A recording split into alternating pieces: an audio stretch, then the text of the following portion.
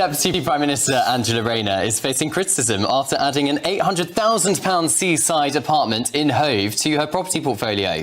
The purchase comes as she backs plans to double council tax on second homes, prompting calls for clarity over her own council tax arrangements. But how does it look for a Deputy Prime Minister to be buying her third home, well, two homes she's bought, one is a Grace and Favour home in Westminster, when so many Brits are struggling to buy their first?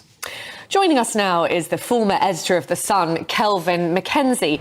Now, Kelvin, isn't there an argument that a working class woman who's done well for herself, made her own money, should be able to spend that money on whatever she likes?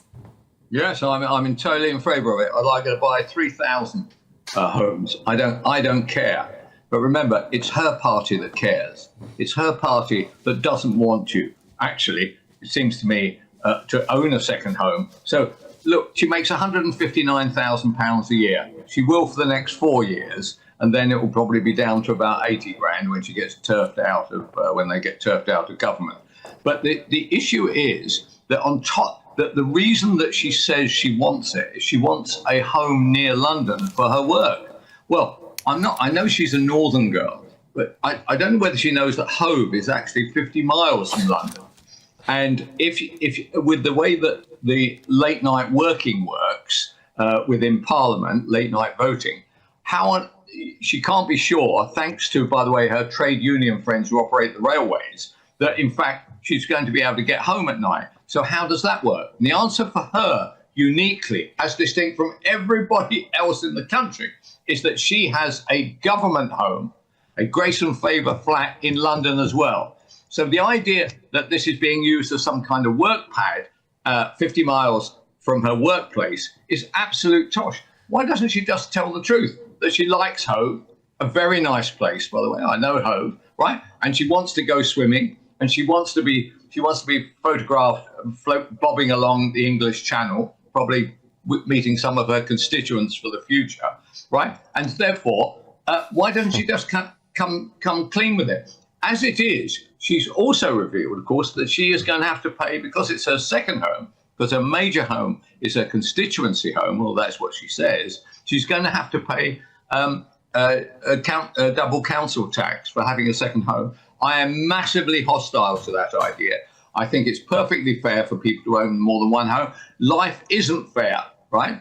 There are some people who look like me, and there are some people who look like Brad Pitt. That's the basis of it.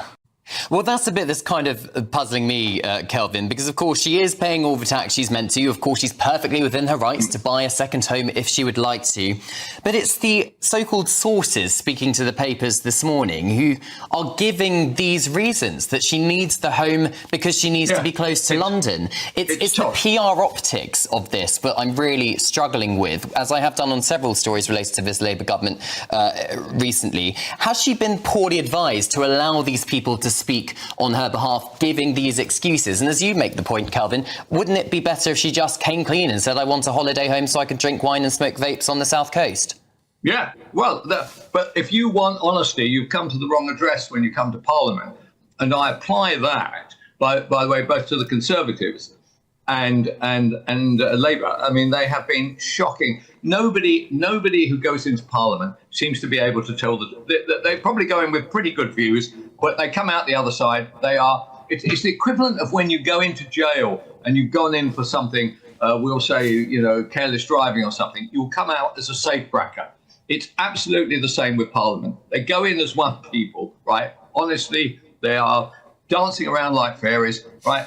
And when they come out the other end, they are committed liars. Why don't they just tell the truth? In her case, obfuscation has been a big part of her political success. After all, there was the issue about where she paid council tax, how many houses she used to own in the north. I'm afraid, as the deputy leader of the Labour Party, she is the kind of person who you hope you don't bump into, who's trying to sell you double glazing. I mean, I'm afraid she has a bad rap. She could do something about it. She could say, I've got the money. I'm a single woman. I've done well in my life. I want to have as many homes as I like. And I'd be very grateful if the media would leave me alone. I guess, I mean, the issue with second homes, you think that everyone should be allowed to have second homes. I suppose the issue is that in places like Hove, people who grew up there, real Hove locals, who would love to get on the housing ladder there, who want to send their children to school around there, who want to work in the area, aren't able to because people like Angela Rayner are buying up houses that they only visit, you know, maybe every few months. Presumably she's quite busy with her job. And that kills communities in local areas. Isn't that something you're a bit worried about? No, it's not actually. It never even occurred to me. It's only under the Labour government that these arguments occur to me. I don't really mind about who. And what you have to do is you have to move to where you can afford. For instance, I ended up living in Crayford, right, in Kent, which is, you know, not a great neighbourhood when I first set out. OK, and that is the reality of life. What we don't have in this country is any sense of mobility, of heading for work, or heading for your home, or making any sacrifice. Immediately you run into a brick wall here. Somebody says, what can the government do for me? What money can be given to us? And the effect of that is the economy that we face today. And just watch what's going to happen. The whole of Asia is going to eat our lunch, and there'll be a load of white people with all in tears. I've got nowhere to live. I haven't got a job. Get on with life. We want more people trying to get on rather than being given handouts, I'm afraid. So I just don't agree with the basic kind of philosophical thought process. Well, Kelvin, you can talk about this being, of course, a distraction for the Labour government. Of course, they have pledged to build 1.5 million homes, which presumably is clearly going to, they would argue is going to help the housing shortage. How realistic do you think it's going to be that Angela Rayner will be able to achieve that? Absolutely nil. And in fact, she is briefing that she's been sold a hospital pass by the Prime Minister, who, by the way, has sold a hospital pass to the country as well. She's briefing that there is no hope of hitting the 1.5 million, and she's going to be blamed for it, which is true. They came in and said 1.5. Honestly, if they build a million, it will be a miracle. And so they will do no better.